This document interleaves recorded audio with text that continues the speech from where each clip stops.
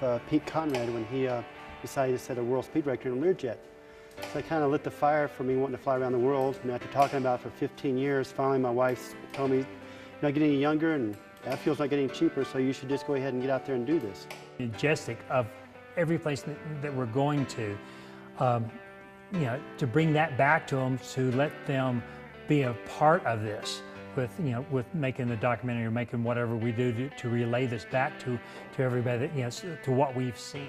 The circumpolar route has a lot of hazards that your east and west routes don't have.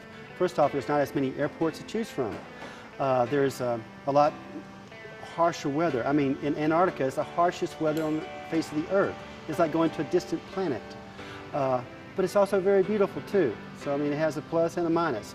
I think the pluses outweigh the minuses, and I think the challenge is incredible to go do.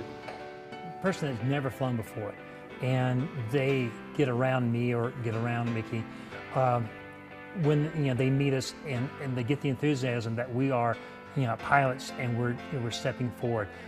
I like to show them, you know, to put them on a plane and show them what it's all about.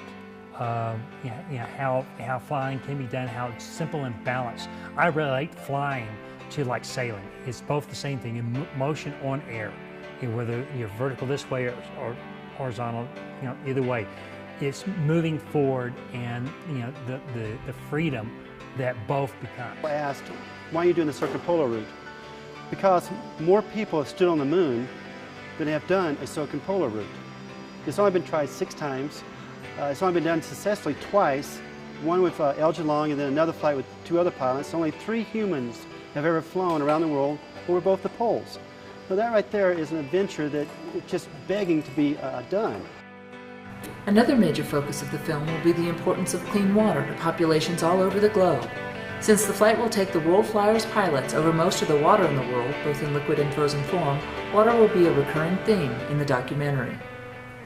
Over the last 8 months, Mickey and Jay have been raising funds, acquiring and upgrading the aircraft, obtaining film equipment, and dealing with the tremendous amount of paperwork and permitting necessary for the endeavor.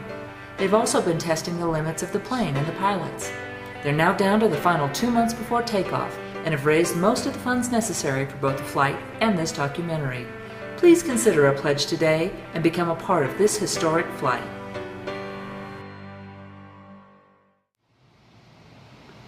Yeah. What are you looking forward to on this trip, and what are you not looking forward to? What I'm looking forward to is the end of the trip, and what I'm not looking forward to is the beginning of the trip.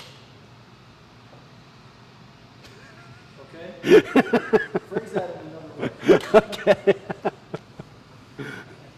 I thought that was nice and short and honest, okay? That didn't quite come out the way we wanted. Okay, let me see. What did I look forward to?